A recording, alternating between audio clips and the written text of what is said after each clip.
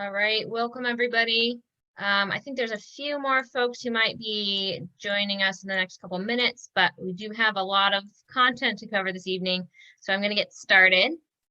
Good evening. We're really excited to have April Johnson here with us tonight, who will be sharing her experience and knowledge to help us be prepared to do photo point monitoring. So we can gather qualitative data about landscape change, whether it's in the place that you live, or if you're nearby, joining us on Grand Staircase Escalante National Monument. So before I hand things over to April, I want to give a quick orientation so that you're fully able to participate today. We are in the webinar format, which means that you aren't visible to each other and are automatically muted, but we do have a few exercises in the training to practice some aspects of making good photo points. So we want you to be able to participate in that, ask questions, make comments. So one way that you can engage is utilizing the chat function. So if you mouse down to the bottom of your screen or your menu bar, you should see the chat icon. You can click on that and it'll either pop up as a sidebar or as a separate window. And you're welcome to message us directly. Sorry, I just realized that's cut off there. You're welcome to message us directly, but to sort of create a little bit more of an interactive setting, we recommend that you switch to messaging all panelists and attendees. So that's in the to line of your chat box. You can just click that drop down arrow and select all panelists and attendees so that you can see each other's comments and messages. So you can try using the chat function now if you'd like to introduce yourself to the group, share your name, where you're coming from, and one thing that you love about Grand Staircase Escalante.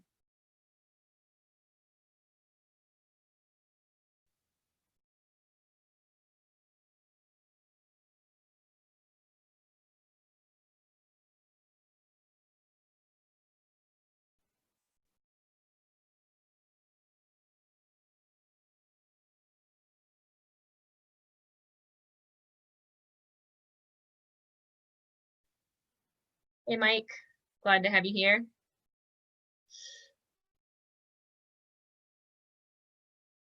All right, this is going to be a real love fest for the monument here in the chat. You don't want to miss it. So go ahead and open that chat, put your answers in, and we'll have a lot of things to be excited about for the monument. So the other ways that we can engage today is you can use the Q&A box if you want to submit some questions. You can also put questions in the chat. I'll be monitoring that the whole time. So that's the Q&A icon on your menu bar.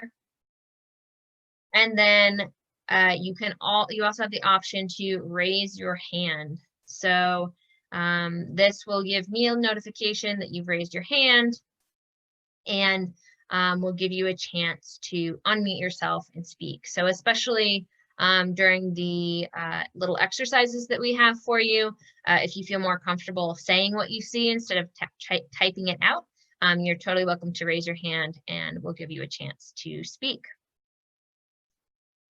And one last thing, following the training, I will be sending out a survey form to all of you to get mailing information for some field-ready instructional materials that kind of recaps what you'll learn here, and also to take stock of who will be able to engage in photo point monitoring on the monument. So without further ado, I'm going to turn it over to April, who's going to teach us a whole lot tonight. Hey, thanks, Neek. And thanks everybody for being here. I've never done one of these things before, so bear with me as I fumble through. Of course, I've had Zoom cocktails with friends, but I have not done a presentation. So stand by while I get back to the beginning of my presentation. I guess I left it on the wrong slide. Okay.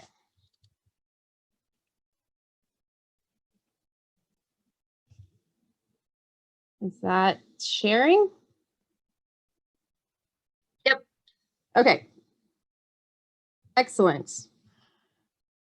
I'm going to turn off my camera because it's a little distracting. All right, here we go. So my name's April Johnson. I live here in Kanab. I work for Garcane Energy right now doing their mapping. That's a local energy cooperative that distributes power to a big portion of southern Utah. Previous to that, I worked for 15 years in resources management for land management agencies for the federal government. So I am by no means an expert on photo points, but I have created and repeated many.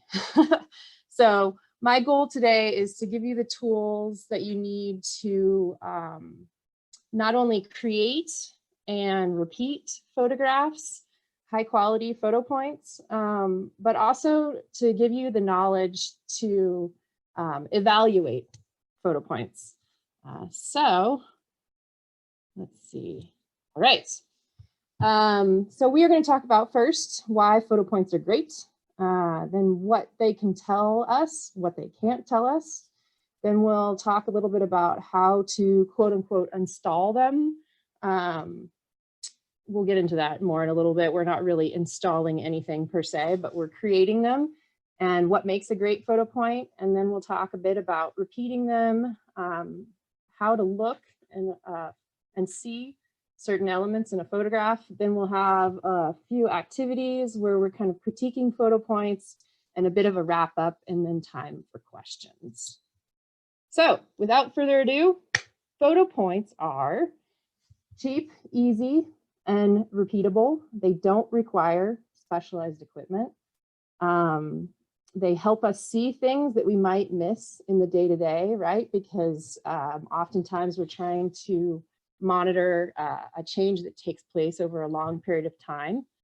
And then they're a great way to monitor qualitative or descriptive ecological change. So a little bit on that.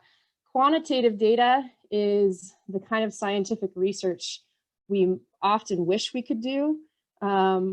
Working for federal land management agencies where we're counting trees and measuring grasses and such, but oftentimes we don't have the time or the personnel or the money to do such things. So we do what's called qualitative. We collect qualitative data, which is descriptive. And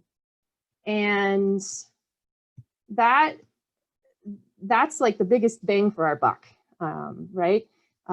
We don't, it's pretty easy to just fit in repeating photo points depending upon what they are. Environmental ecological funding is oftentimes based on a finite project, right? Like it pays for planting plants, but it isn't like multi-year monitoring. And this is a kind of global problem with environmental funding. And so often what we did when I worked at Yosemite National Park is we would create and repeat photo points on all of our monitoring projects. It also really helps to showcase when you take a photo point, when you repeat a photo point really well, it's absolutely indisputable when there is change to be seen.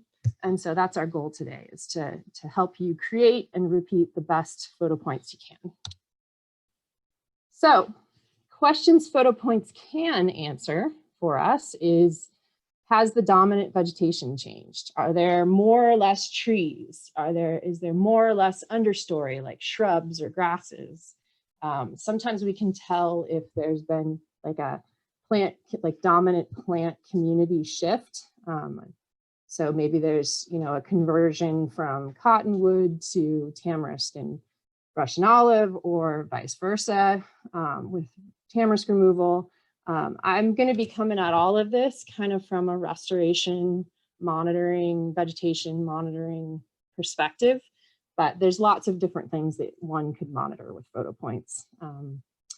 So the other thing it can tell us is whether the physical geography has changed, like whether there's been a rock fall or erosion or development.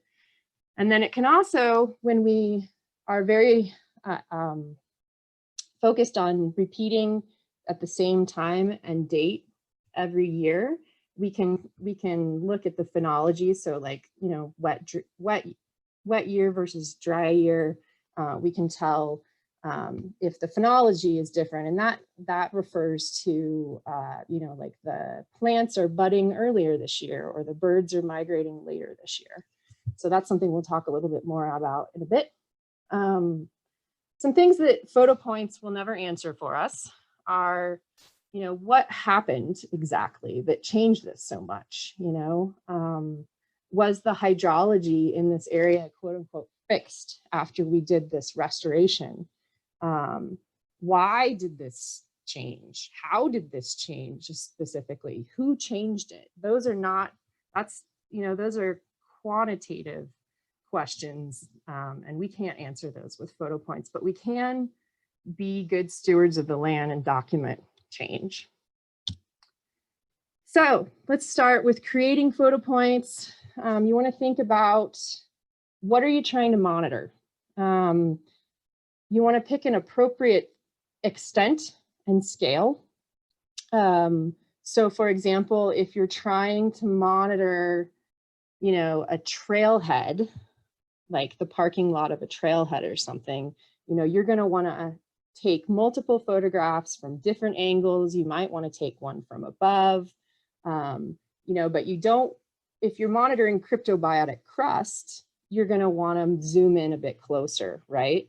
So it's important to think about what's the appropriate extent and scale, and really think about what you are trying to monitor. You know, if you like want to go to a turnout and take a big landscape picture, like we'll look at some of Sage's later that have like the whole Escalante River Bridge area. You know, those large expanses are okay. You got to think about what your focus is, I guess, is what I'm trying to say.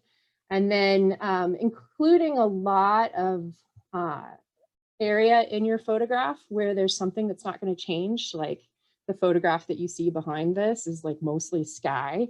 That's not a great photo point. You know, we can use big high cliff walls as an anchor, but it's not, you know, we want to get a photograph of what we intend to monitor. So as far as those anchors, we want to have a distinctive tree or rock or horizon or mountain, even if it is, you know, not going to change. Like having a couple of those things in your shot is going to really help somebody down the line who never met you, doesn't know you, repeat that photograph that you create. And then you also want to remember to pick a safe spot to stand, right? I mean, it depends on what you're doing. If you're trying to dangle off of, you know, a cliff, then, and you plan to be the one repeating that dangle, then feel free to do that. But just something to think about. Stay away from the cliff edge if you can. Let's not hurt ourselves. So, and then how would a different person, this is another thing you want to think about, how would somebody else navigate back to repeat this photograph? So some of the things, some of the tricks we have is we can collect GPS points. We want to always, not optional, document the date and the time.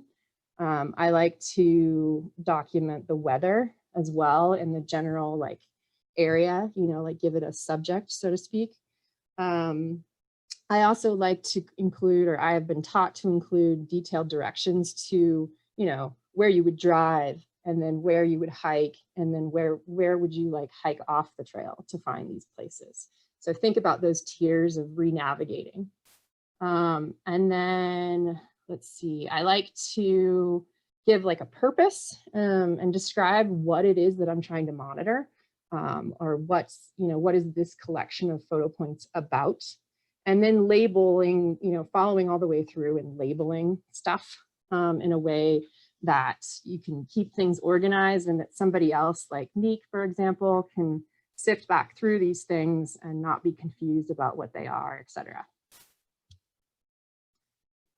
Okay, so another trick we have is taking a monument photo. So a monument is the place that you stood where you took these photographs from. And I think it's often neglected.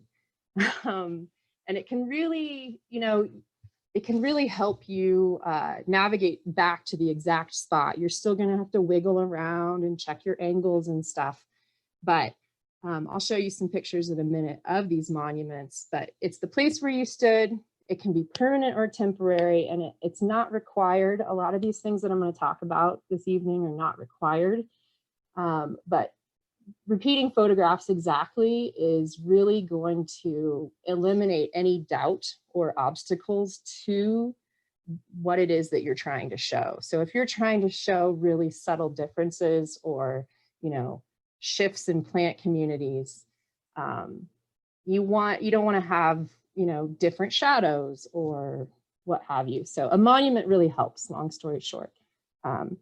Now, permanent monuments can be relocated with more confidence. So that, for example, is like you jam a piece of rebar in the ground, but we don't want you to do that. It takes time and money to install permanent monuments, and it requires agency permission. It requires a permit, and we don't want to be the ones contributing to trammeling the wilderness. We don't want to leave junk out there. Take pictures, leave footprints, right? I can't remember what the saying is, but you get the idea. So here's a little demo of that monument. The monument is the blue spot where this little cartoon man is standing. The monument, or this photo point collection, this is the first monument. So that's what that one is that he's standing on. And then in the red are the photos that he took while standing in that monument. And he's recorded a bearing that is headed in each of those directions, and he's labeled those A, right? So that would be O1A, O1B, O1C, etc. Now this, and I apologize, these are pictures from Yosemite. This is what I already had assembled. One day I will replace these, but you can see I've taken a photograph of my monument, quote unquote, and that is my backpack. So my backpack, I have intentionally put, you know, west of these two trees because that's how I provided directions. And I also always take my monument pictures from a certain direction. So I'm always taking a picture of my backpack from the south or from the north or whatever makes the most sense. If you're doing a string of them down a river, you would want to do them like, you know, from upstream, from downstream, like try to keep it consistent for the person that is walking to repeat all of these things that you're installing. And here are the photographs that were taken from that monument. So from where my backpack stood, I took 3 photographs and I wrote down their bearings. And I also, sometimes people miss this, the orientation. So whether it's portrait or landscape, sometimes helps folks to just pay more attention to what they're taking a photograph of. So that's an example of the photo points taken from the photo point monument.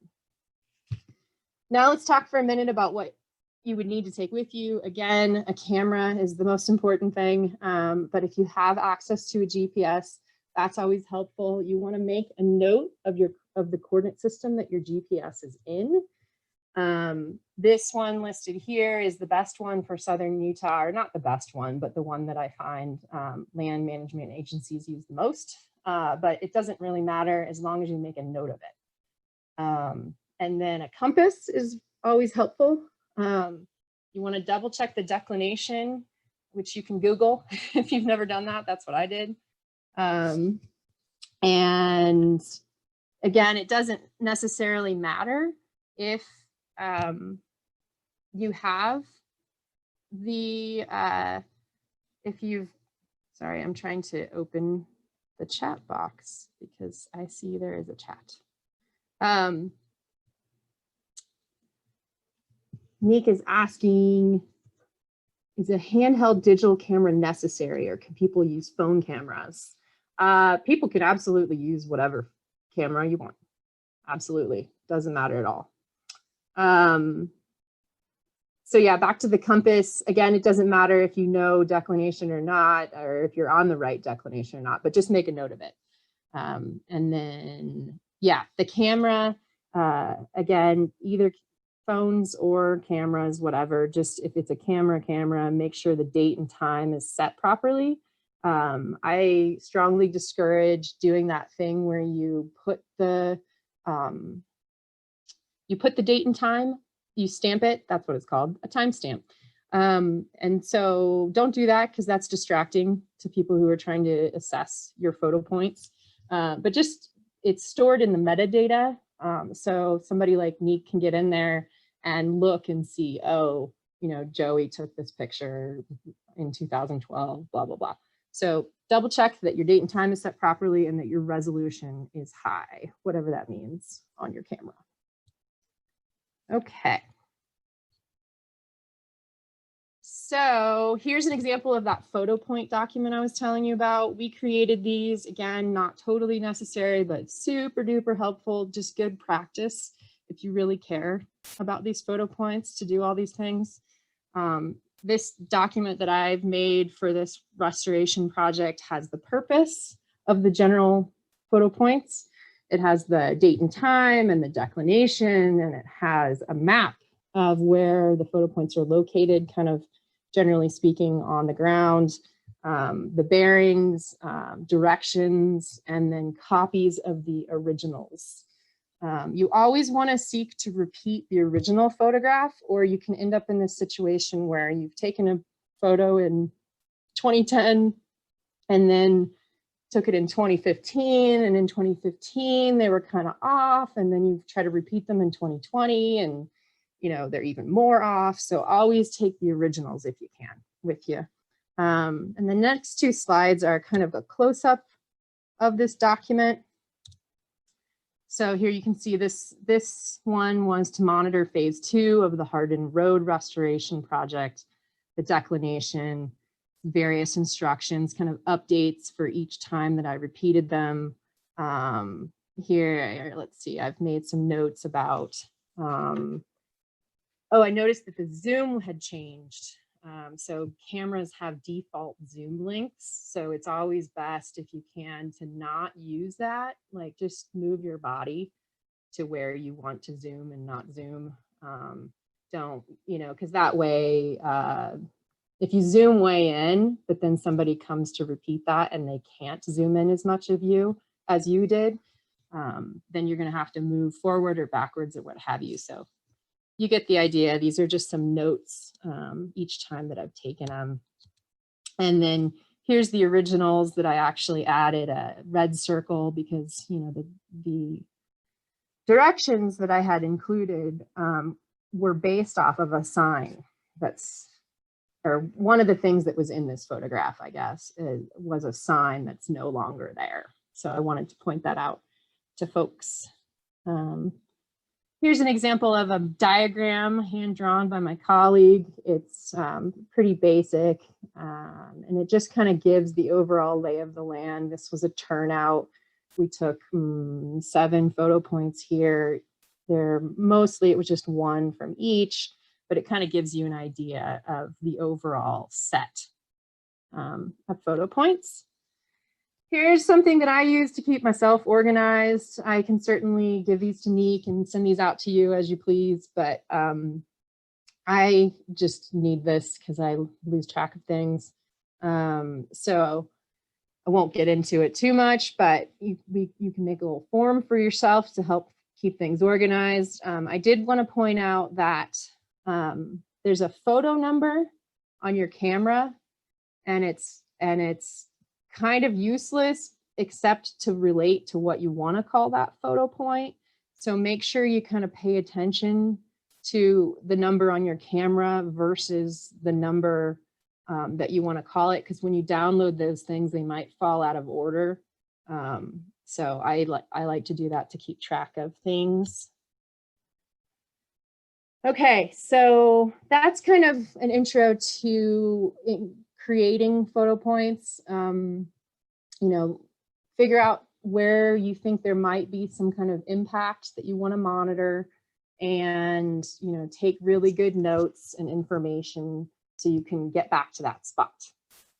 Now, repeating those photo points, getting back to that spot, the goal is to create the most usable comparative photos as possible, which sort of, it can mean, you know, most usable can mean something different in different situations. Generally speaking, the best practice is to stick as close to the original date and time as possible.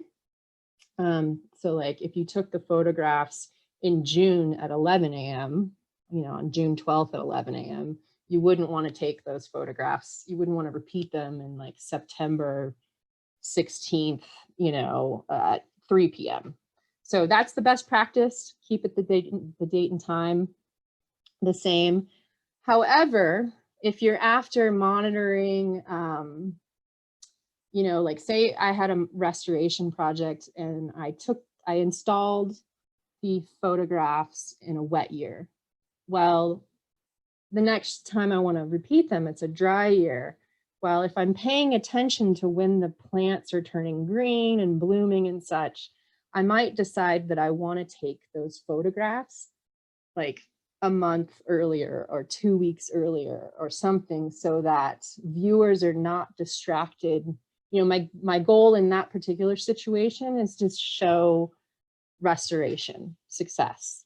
So I don't want to show a crispy brown photograph of something that was green last year, because people are going to focus on the crispy versus, hey, there's plants growing there now. You know what I'm saying? So phenology can inform which day, but not the time you want to repeat these. So that brings us to lighting.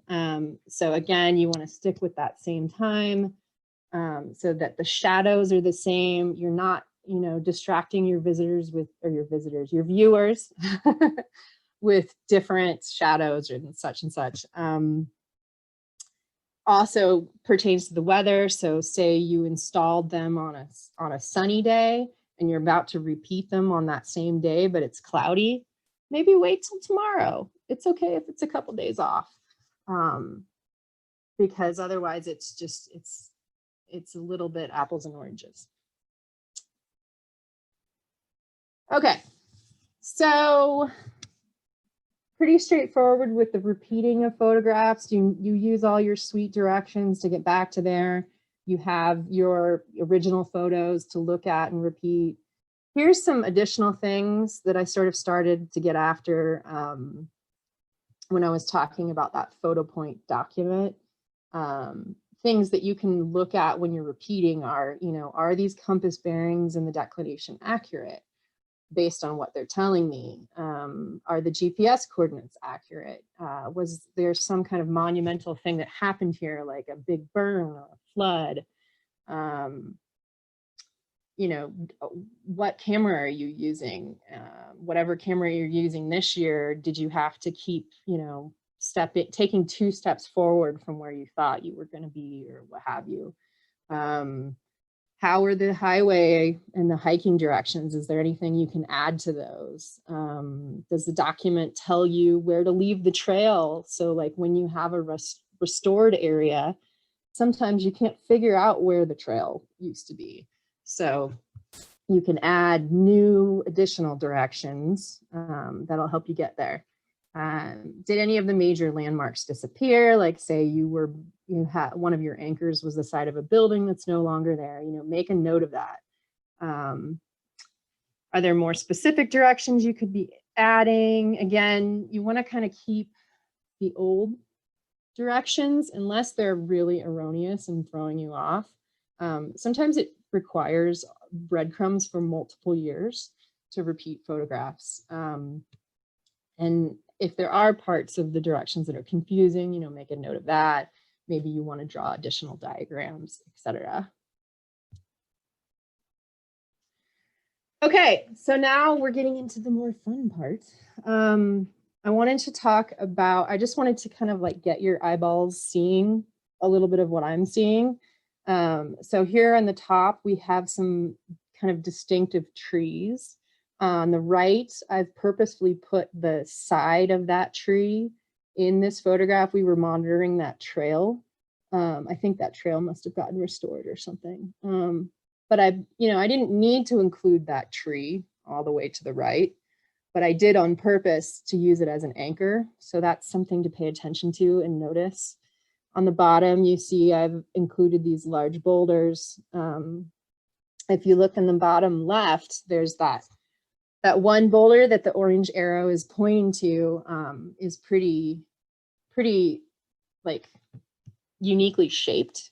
And it's unlikely to move. And so that's something that I can really use when I'm, I've made it mostly to my spot, but I got to jiggle around because it doesn't seem like the angle's quite right. Like that's one of the things I can use in the jiggle. Here we have some buildings and signs that I've used. Again, on the right, like, did we really need to include the outhouse in this photo point? Not really, but it does help orient you to where you should be to repeat this photograph.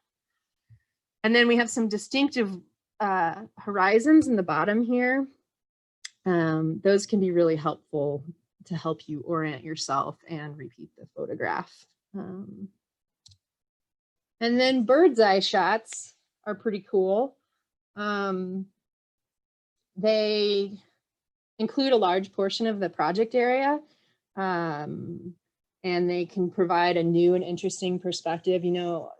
We use photo points at Yosemite for our purposes to sort of measure restoration success, but they're also really popular with donors. They're usually really cool looking and again, a lot of bang for your buck, but these bird's eye shots are just something a little bit different, So oftentimes what I would do is I would climb up on a hill above the entire restoration project, take a picture, and then go back down and take multiple from different angles, of closer up. So here you can see on the left, something that happens a lot in Yosemite is this multiple trail rutting that kind of turns into looking like a highway. And that's from people don't want to walk, and well, people and mules don't want to walk in that sandy rut. And so they step out of it and walk to the right of it or the left of it. But when you have a lot of people like you do in Yosemite, or you have a fragile ecosystem like these wet meadows, this kind of behavior can eventually drain that meadow. And we really want it to retain that water and keep it and let it slow release. So here's a picture I took from above, and then I went down and took numerous within that trail area. Okay, here's some more tricks that help me a lot. What I do when I go to repeat a photograph is I look at sky versus ground proportions, and then I check my corners. So if you look at this entire photograph, right, like how much of it from top to bottom is sky? Well, I would hazard to guess it's about a quarter. So when you go to repeat your photograph, the first thing you want to look at is my sky filling about a quarter? So that's something that is kind of like, you look at the big picture and then you zoom into like, is this tree in the right spot, right? So sky versus ground. And then I go to the corners and I start checking, like these domes, are they falling within my rectangle in the same place this year? Is this rock, we purposefully on the bottom here left this bedrock in the corner so we could use it as our anchor to relocate this photograph like the most precisely that we possibly could. So if you picture, like if I had taken this photograph from out in the meadow, just looking like north or south on these multiple trail ruts, like it would have been rather hard to repeat that because it's just all grass. So now we have some anchors here. We also have this bit of lake in the upper left, which we want to make sure is in our repeat. And then I start to look at like distances of things, is this tree sort of in this general location, etc. Oops. Okay. The other thing that some of you may be familiar with is the rule of thirds. It's when you cut your picture up, or you mentally, virtually, and you parse it out into 9 sections. And artists sometimes use this to create like, dynamic photographs that have like an interesting arrangement or use of these 9 segments. But here we can use it to kind of like break it down into sections. So if you look at this upper left, there's a super dense forested. It's all forest. There's not a stitch of anything else in the zone. The middle one, there's not very much sky. There's, if you follow around to the right here, this one tree falls on this line between these two quadrants. In the upper right-hand corner, you know, there's a tree that's kind of in the foreground here, and it's almost exactly lined up with this one. Well, this year when you're repeating that, is that what you're seeing? This portion, you know, the lake only falls in this portion, right? So lake levels are going to vary. You want to be careful, but it doesn't, you know, if your lake ends up like over here or over here in other quadrants, you know, you need to fix something. And then our main focal point here was this trail, which was restored. And so now it's kind of challenging to place that in the middle, but these other anchor points can help. Okay, angles is kind of your last thing that you're going to look at when you're staring at trying to repeat a photograph. And here I just put some lines that sort of like helped me assess whether I was standing in the right spot or whether I needed to move 1 foot to the left or right or what have you, right? So like I could say this tree is, well, it's about, you know, its base, right? So you mostly want to look at the bases of trees because they grow. So it's not always accurate. I have found it's more accurate to kind of look at the base trunk of the trees, and this base is like a little lower than halfway down the photograph. So those are some things that you can look at. You know, this tree is lined up with this kind of the middle of this peak, and if you're not lined up properly, then you know you probably just need to wiggle one way or the other. And then last but not least, want to talk about lighting and kind of show you some bad examples. So on the left here, we have really good lighting. We don't have a lot of harsh shadows. On the right, we have pretty bad lighting. The camera's pointed right into the sun. There's a glare. There's super harsh shadows. And if the trail is what we're trying to monitor here, like it's not even taking up half the photo. Like there's so much stuff that we don't care about in this photo. So I would say that that is not an excellent photo point. Here's some more good lighting. Not a lot of harsh shadows. On the right, pretty poor photo point, in my opinion. Not only is it wicked contrasty, you can't really tell what's going on, but it has snow in it, which is kind of a no-no unless you're monitoring snow. It's very distracting to the viewer. And if they have any wits about them, like they're going to doubt you, and we don't want them to doubt you. The other thing is it's pretty zoomed in. Like I'm not exactly sure what they were trying to monitor here, but maybe taking a step back and doing this at a different time of the day would have made sense. So you may have to like visit where you want to take photo points before you actually quote unquote install them. So you can get a lay of the land and figure out when is the best time to do these. Here's an example of a drawing that we just added to. This one is a little bit different in that you can see from a lot of these photo point monuments, we took several pictures. And I found this to be really super helpful because you at least have like a general direction. So you're not standing, for example, at 6, just like looking off in the distance for A, B, and C. You at least know that like A is going to be to my right, B is going to be to my center, C is going to be to my left, stuff like that. So that can be really helpful. And I just wanted to warn you or be wary of, you know, trees and other vegetation that will change, bodies of water that might fluctuate, you know, potholes that had water in them last year, but not this year.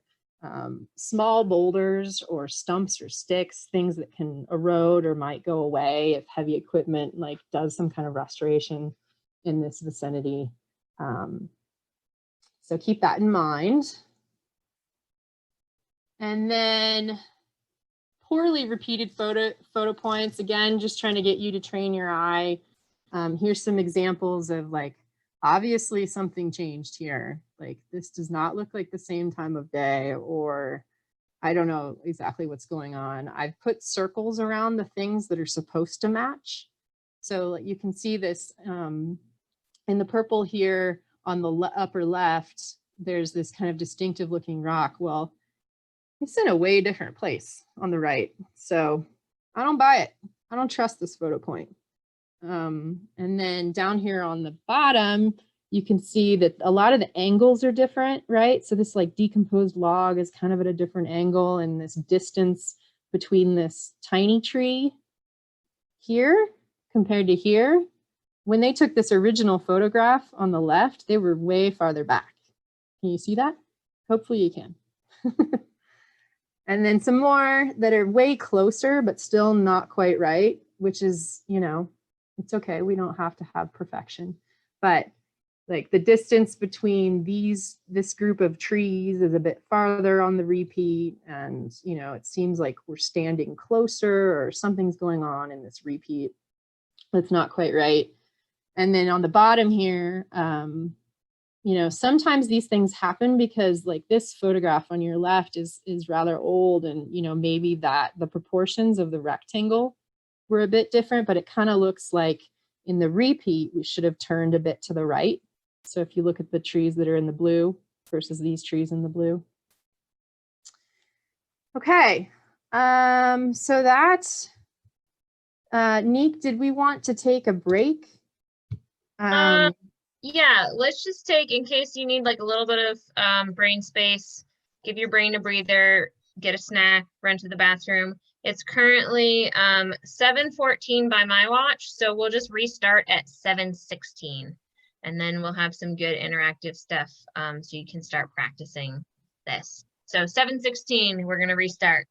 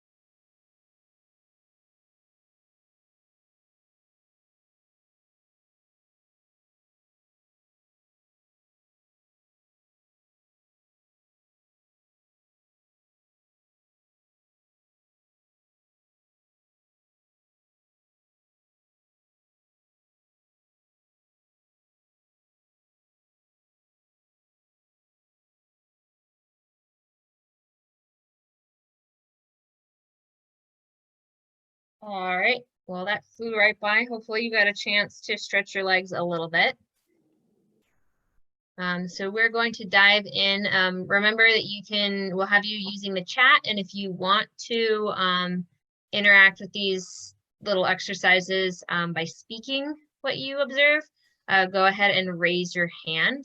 So I realized that I kind of flew by the whole raise your hand thing. So if you want to raise your hand, click on the participants icon on your menu bar. It'll pop up a list of participants, and there should be an option kind of at the bottom of that screen to say raise your hand. So that's an option in terms of responding to the following prompt. Take it away, April. Thanks, Neek.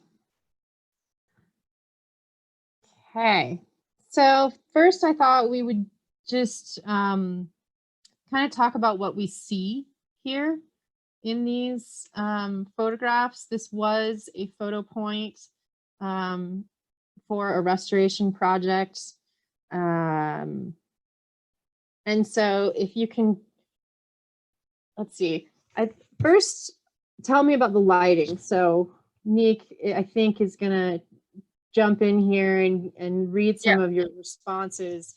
But first we thought we'll do these like sort of one by one. Describe the lighting. Just tell me what you see.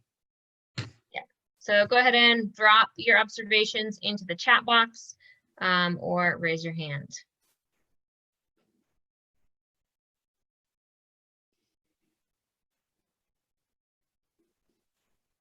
Ryan says, good consistent lighting. Mike says, pretty decent other than the sky is a bit washed out.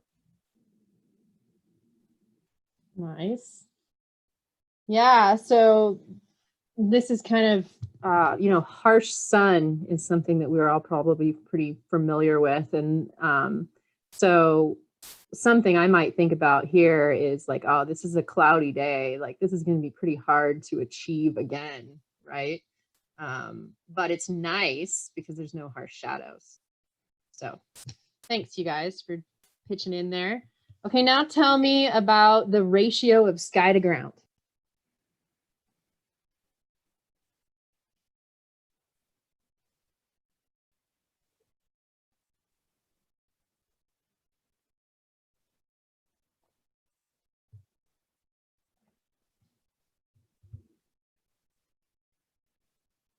Bueller, anyone? You're Okay. gonna be the default, okay? All right. Well, I personally think that this is actually a pretty good ratio because the sky is not taking up too much of the photo. About how much would you say? Honestly, it looks like less than a quarter, but it's vertical. So it looks like it's like maybe like a sixth or so of the long side. Excellent. Okay, folks, what orientation is this? Meaning horizontal or vertical? Excellent. Thanks, Doug, vertical. You guys gotta help me out here. I can't be the only one on the spot. Okay, now we'll do these two together. So tell me about the sizes of things that you're noticing or the distance. Like, can you point out some distance that you might look at when you go out to repeat this? Like something, or maybe something, let's go ahead and throw the next one in, the relationship, involving descriptive words about distance. Like what's something that you could tell me about distances and sizes of objects and relationships of those things to each other? And don't be afraid to raise your hand if it's easier to speak than type.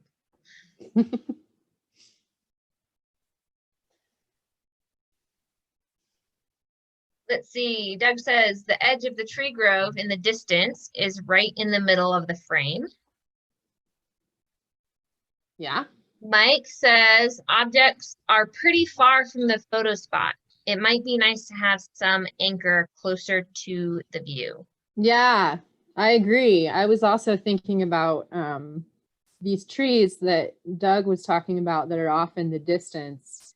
They're just sort of like all together. Like there's a little bit of there's like some distinctive patterns, like in terms of that peak, right? Like there's kind of an opening right where the peak is. That's something I might focus on. But like Mike mentioned, it would be super cool if there was like a really big boulder to my right or a tree or something. But unfortunately, there was not. And we wanted to. Sorry, go ahead. I was going to say, could you also try to, if you were trying to repeat it, think about like the tallest point of that mountain, the peak is like a third. It's along that kind of, if you're thinking of like the rule of thirds with the photos, it's kind of in that right hand line of the vertical thirds. Yeah, can you see my cursor when I'm moving it around? Yes, we can. Okay, excellent. So yeah, you're talking about it being this third right here. Is that what you're saying? Yeah, well, earlier you had the like grid and it was divided into, I think, 9 squares. And it seems like the peak is almost right on that line of Yes. the line, like the right-hand line that's Yeah. going up and down. Yeah, that's totally something I would use. Is what, yeah, and then like the kind of angle of these willows, you know, like if there was another willow right in front of this, I'd be like, oh, that one's not in the picture. And so these kind of like clumps, I might look at those, though of course things grow, but yeah, thanks you guys. Okay, now tell me, would this make a good photo point, or are there things in here that are tricky that would, you know, that would flub you up, or is this the best we can hope for, or what do you think based on what you're seeing?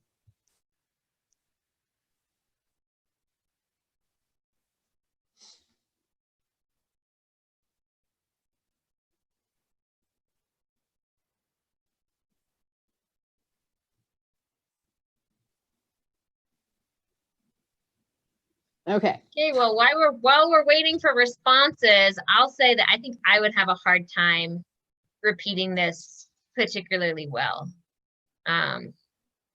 Because other than like that peak along that vertical line, I think that there's a lot that's not guaranteed to kind of stay the same. Oh, Yeah. and Doug says echoing the lack of anchor. Yeah, and so something that we could do here, just turn it horizontal. Maybe there's more junk to your left and right that would help you have more anchors coming down the sides, right? Like Sage says, a lot depends on the objective of the photo point. Yeah, I agree. Good point, Sage. And this one, you know, we really wanted to get that linear, long restoration area. And so it was important to us, you know, here's hoping that the directions were specific enough that they would at least get me back to this place that I was standing. But sometimes I kind of think about it, you know, like, you know how when you are, say, on a boat or somebody's telling, you know, like you're unsteady, to have 3 points of contact, right? Like put your hand over here and your hand over there and your feet over here, and that makes a triangle and you're anchored. That's kind of how, that's what we're missing in this photograph, is some kind of anchor that's farther towards the bottom. So nice eyes, y'all. Here is another one. Same questions. Maybe let's just open it up, if this is cool with you, Nick, to just start telling me the answers to any of these things. What are you seeing? Ultimately, you know, is this a good, would this make a good photo point? Let's judge it.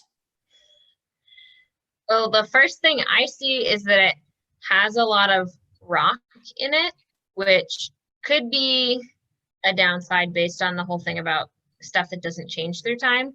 But if you were monitoring something like human impacts, and if there was vandalism on that particular rock face or in that area, that it wouldn't necessarily be terrible. It would depend on what your purpose is. Yeah. Ooh, Doug says it was shot with a wide angle lens, which would be hard to replicate for some people with normal cameras. Thank you, Doug, for the normal people. No offense, professional photographers who are on this call. Let's see, and we also have a comment from Mike, pretty solid, good lighting. I might have included less slick rock on the left, I think. Yeah, excellent. That's kind of what I was thinking. This is just a picture I took backpacking a couple weeks ago. But if I was trying to use this as a photo point, I definitely would have turned farther to the right. Like say I was, you know, I could envision this being a decent photo point if it was moved to the right, so that we could see that whole sand bench, you know, that whole, yeah, sand bench. You know what I'm saying, guys, right? And, you know, whether the sand is building, whether it's eroding, what's going on with vegetation from year to year, et cetera. There's a campsite in there. So let's see. All right. Obviously it's a horizontal. The other thing that's missing here is, like, if I was interested in the vegetation, I cut it off. So that's not awesome. That might be something you would want to reevaluate. But then, of course, as a vertical shot, you would have so much more rock. Just depends. Okay, let's move on to the next one. These next three, hopefully Sage won't find this as a criticism or that we are criticizing his awesome repeat photographs.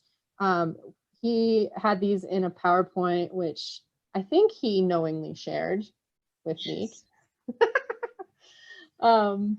But we just thought we'd use these and see what we can and just talk about what we're seeing in photographs that are really far apart, right? 1911 to probably in the last 5 years.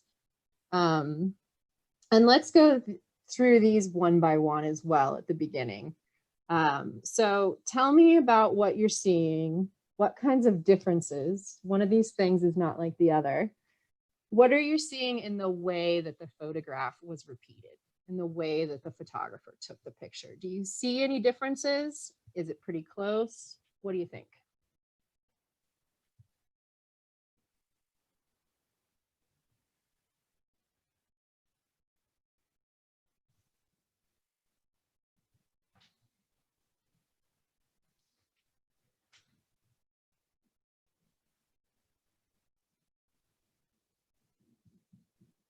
What do you think, Nick? Cool. Thanks, y'all, for throwing me under the bus there. It's tricky. I mean, I think to me, like they look quite similar. There's like the obvious, really big difference in what type of imaging equipment is used, like very different cameras, which I think impacts it some. But it's not quite at the same angle, but it's quite easy to kind of see the different like stretches of slick rock coming down into the riparian area in both of the photos. Mm-hmm. I mean, to me, it looks, oh, perfect. Thank you, people. Ed says, very close, difficult to get closer given the vegetation changes. And yeah. Doug says, looks pretty good. It seems like it may have been hard to find the anchors correctly with the new vegetation in the riverbed. Sage says, my camera could not match the scale of the 1911 photograph.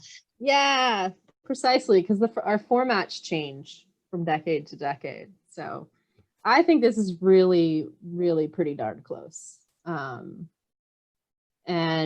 yeah, there's not a carriage, obviously, in the other photograph, but it's pretty darn close. And that old photograph isn't really registering shadows a lot. And we have color in the other photograph. We have shadows a little bit. And so I think this is a pretty close repeat.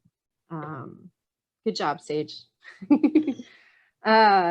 Okay, so now tell me what you're seeing in terms of ecological change. What kinds of physical geography or plant community, vegetation change are you seeing between these two shots? Mike says, what happened to all the grass? Yeah. Don't know. Well, Doug hinted at this in his earlier comment about the new vegetation in the riverbed. So I'll just highlight it here, that the river was the channel was a lot more open before, and now it's all filled in with vegetation. Well, yeah, I see Ed talking about that. Riparian corridor has changed drastically. Ryan says, unsure if it's a different time of year, but there's a lot more growth in the recent photo. Yeah, that's what these things can show us. And again, we can't say why this happened, but Jonathan is starting to get into it here, the recolonization of cottonwoods and other kinds of vegetation, other kinds of trees in the riparian corridor. I would even maybe go so far as to guess that there's the frequency and magnitude of flooding has really changed how quickly stuff gets ripped out here. And that may be a consequence of increased irrigation upstream or long-term ecological drought or what have you. It's certainly fine to make guesses, but there'll be no causation or correlation in photo points. Thanks, y'all, for using your eyeballs and your brains. And then, is there anything that could help improve this photo point? If you have something, put it in there. I personally couldn't really think of something. I mean, it'd be cool if there was a sweet rock on the bottom right that I could anchor off of. But I was thinking that if someone were going to go back to this spot and try to recreate it, that even if there weren't any closer anchors, if the person taking the photo just took good notes about the proportions of the cliffs, like on the upper left and on the upper right, in terms of like where they are within the frame, that could be helpful information for someone coming back. Sage took a black and white as well. That would be interesting to see. We can swap that out if you want at some point, see what it looks like. Yeah, and this is where that monument photo comes into play, right? So like this is a hill, kind of like an indistinctive hill, perhaps. I'm not sure. But those monument photographs can really help you a lot. Relocate. Okay, let's move on to the next one. Let me know if I should speed up or we should skip one. But let's just open this up to all of these questions. What kind of differences are you seeing in the way that the photographer repeated the picture? And what are you seeing in terms of ecological change?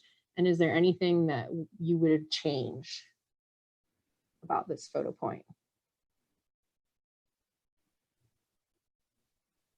Well, I feel pretty enthusiastic about how the top of the sandstone is right up against the top of the frame of the photo. Yeah. Notice though on the far right, there's a little bit of a difference.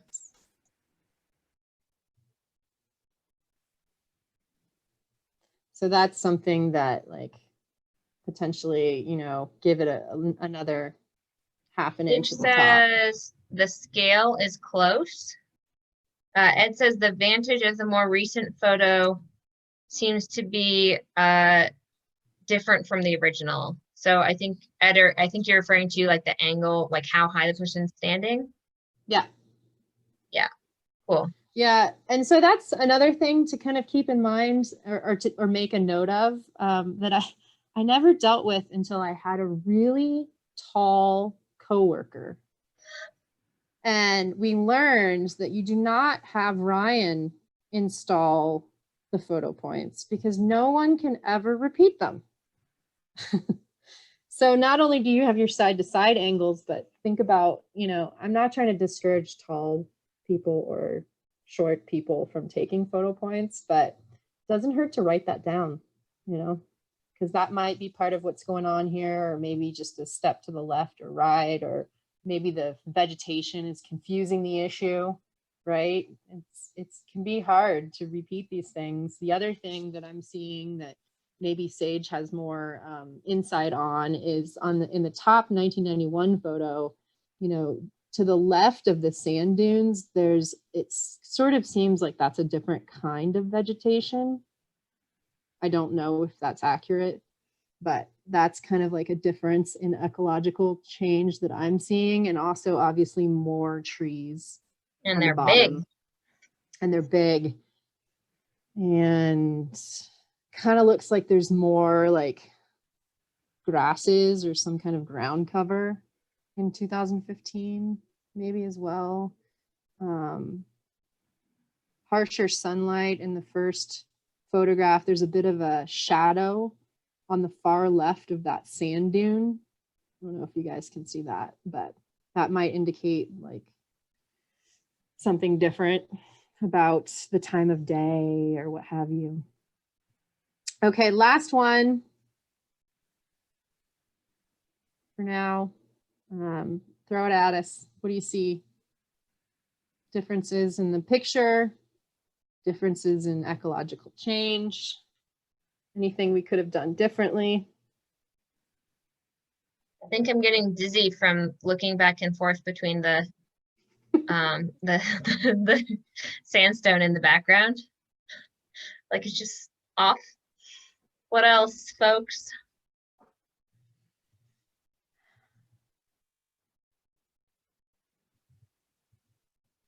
Definitely a lot more trees, would you say, in the bottom photograph? Yep. Also, it kind of looks like there's, I hope it's not Russian olive, but in the bottom photograph, there is a lot more like grayish green vegetation right along the river corridor. I'm hoping that's willow or something, or maybe like arrowweed. Yeah, mine says much more vegetation directly bordering the stream bank. Yeah, nice. Seems like there's a bit more vegetation. I want you to look at this. Look at this spot right here. See how there is maybe a similar amount of vegetation, but the angle of it. Yeah, we got a couple more comments here. Oh, sorry, go ahead. The other Mike says the perspective looks the same, but the direction of the photos aren't consistent. Doug says the river channel is narrower, possibly because of vegetation, question mark. Nice. And Jonathan is going to be a downer here and lets us know that it is Russian olive along with it. It's probably totally gone by now though, right? Or is this the little bit that's still left? I can't remember. Yeah, good eye. It's Russian olive and it's being Jonathan treated. Says it's been treated. Woohoo! Thank you, Jonathan and crew. Nice. The other thing that I'm seeing is this edge of the cliff.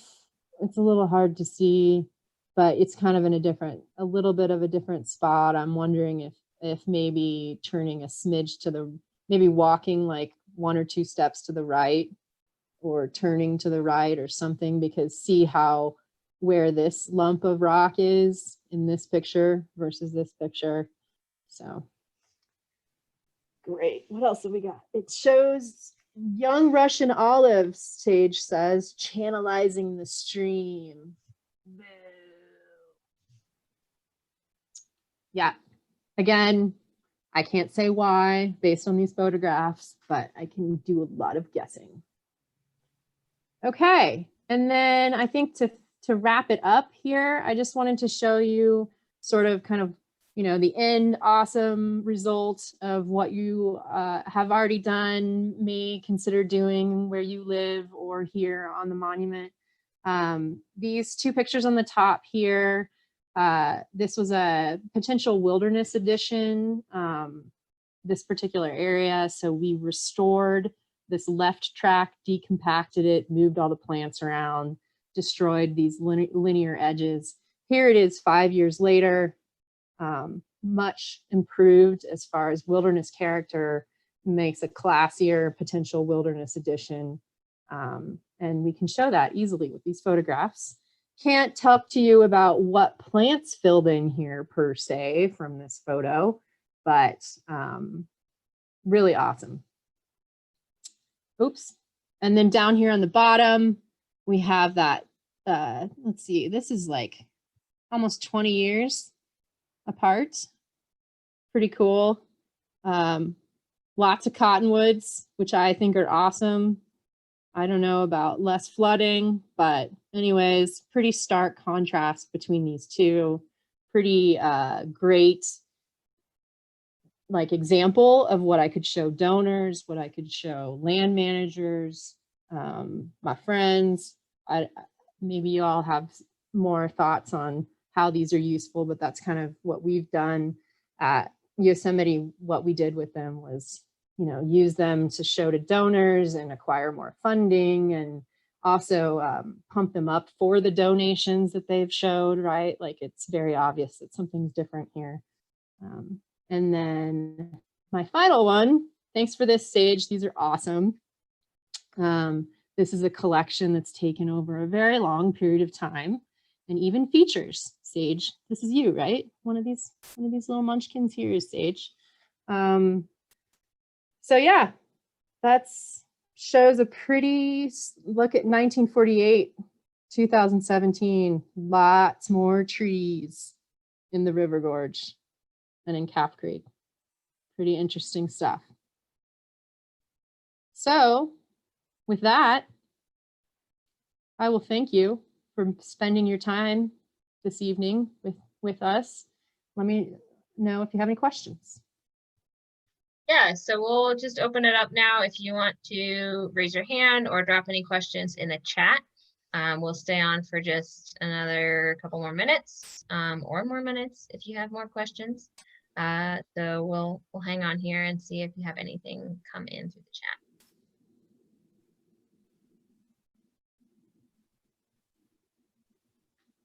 So as we wait to see if any questions come in, just a reminder, I will be in touch with people who've attended today to get you all looped in with some helpful materials that'll kind of recap some of the key points from today's training and be in touch with y'all about potential monitoring on the monument, since so many of you are pretty close to us.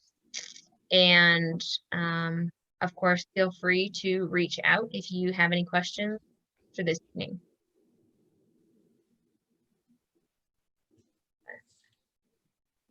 Oh, it's looking like we've got some voices of appreciation. Yeah, big round of applause for April for sharing her knowledge with us tonight. And if we don't have any questions, we'll wrap things up here and hope to see you soon. Thanks, you guys.